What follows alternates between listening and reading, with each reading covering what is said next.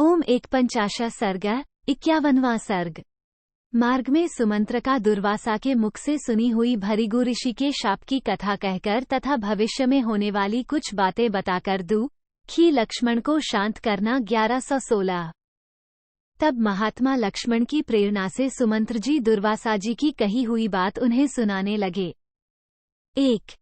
लक्ष्मण, पहले की बात है, अत्रि के पुत्र महामुनि दुर्वासा वशिष्ठ जी के पवित्र आश्रम पर रहकर वर्षा के 4 महीने बिता रहे थे। 2। एक दिन आपके महातेजस्वी और महान यशस्वी पिता उस आश्रम पर अपने पुरोहित महात्मा वशिष्ठ जी का दर्शन करने के लिए स्वयं ही गए। 3। वहां उन्होंने वशिष्ठ जी के वामभाग में बैठे हुए एक महामुनि को देखा, जो अपने तेज से मानो सूर्य के समान देदीप्यमान हो रहे थे। 4। तब राजा ने उन दोनों तापस शिरोमणि महर्षियों का विनयपूर्वक अभिवादन किया। उन दोनों ने भी स्वागत पूर्वक आसन देकर पाद्य एवं फल मूल समर्पित करके राजा का सत्कार किया। फिर वे वहां मुनियों के साथ बैठे। 5:1/2। वहां बैठे हुए महर्षियों की दोपहर के समय तरह तरह की अत्यंत मधुर कथाएं हुईं। 6:1/2। तदनंतर किसी कथा के प्रसंग में महाराज ने हाथ जोड़कर अत्रि के तपोधन पुत्र महात्मा दुर्वासा जी से विनयपूर्वक पूछा। 7:1/2। भगवान, मेरा वंश कितने समय तक चलेगा? मेरे राम की कितनी आयु होगी तथा अन्य सब पुत्रों की भी आयु कितनी होगी? 8:1/2। श्रीराम के जो पुत्र होंगे उनकी आयु कितनी होगी? भगवान, आप इच्छानुसार मेरे वंश की स्थिति बताइए। राजा दशरथ का यह वचन सुनकर महातेजस्वी दुर्वासा मुनि कहने लगे। 10:1/2। राजन, सुनिए, प्राचीन काल की बात है। एक बार देवासुर संग्राम में देवताओं से पीड़ित हुए दैत्यों ने महर्षि भृगु की पत्नी की शरण ली। भृगु पत्नी ने उस समय दैत्यों को अभय दिया और वे उनके आश्रम पर निर्भय होकर रहने लगे। 11:12। भृगु पत्नी ने दैत्यों को आश्रय दिया है, ये देखकर कुपित हुए देवेश्वर भगवान विष्णु ने तीखी धार वाले चक्र से उनका सिर काट लिया। 13। अपनी पत्नी का वध हुआ देख भार्गव वंश के प्रवर्तक भृगु जी ने सहसा कुपित हो शत्रुकुल नाशन भगवान विष्णु को शाप दिया। 14। जनार्दन, मेरी पत्नी वध के योग्य नहीं थी, परंतु आपने क्रोध से मूर्छित होकर उसका वध किया है, इसलिए आपको मनुष्यलोक में जन्म लेना पड़ेगा और वहां बहुत वर्षों तक आपको पत्नी वियोग का कष्ट सहना पड़ेगा। 15:1/2। परंतु इस प्रकार शाप देकर उनके चित्त में बड़ा पश्चाताप हुआ। उनकी अंतरात्मा ने भगवान से उस शाप को स्वीकार कराने के लिए उन्हीं की आराधना करने को प्रेरित किया। इस तरह शाप की विफलता के भय से पीड़ित हुए भृगु ने तपस्या द्वारा भगवान विष्णु की आराधना की। 16:1/2।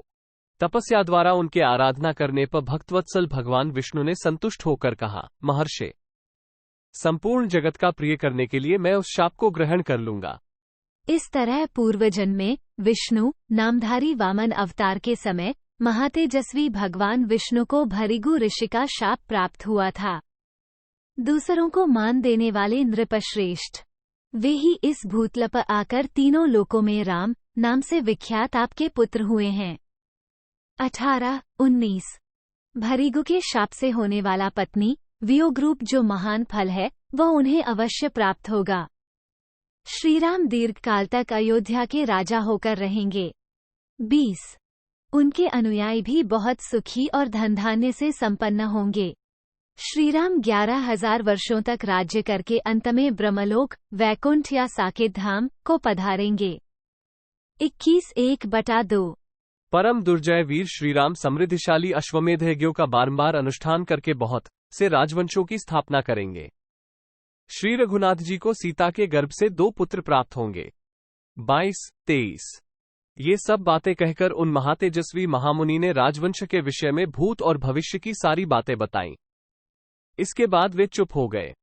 24। उन दुर्वासा मुनि के चुप हो जाने पर महाराज दशरथ भी दोनों महात्माओं को प्रणाम करके फिर अपने उत्तम नग में लौट आए। 25। इस प्रकार पूर्वकाल से दुर्वासा मुनि की कही हुई ये सब बातें मैंने वहां सुनी और अपने हृदय में धारण कर ली, उन्हें किसी पर प्रकट नहीं किया। वे बातें असत्य नहीं होंगी। 26।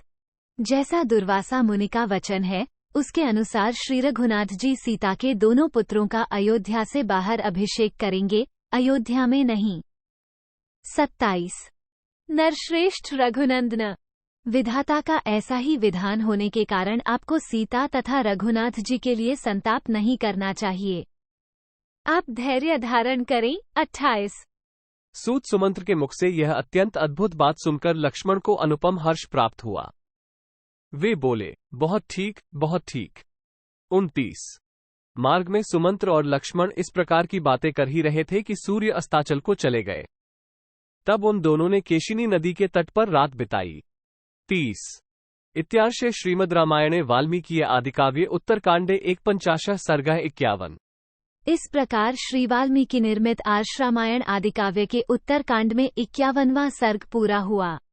51।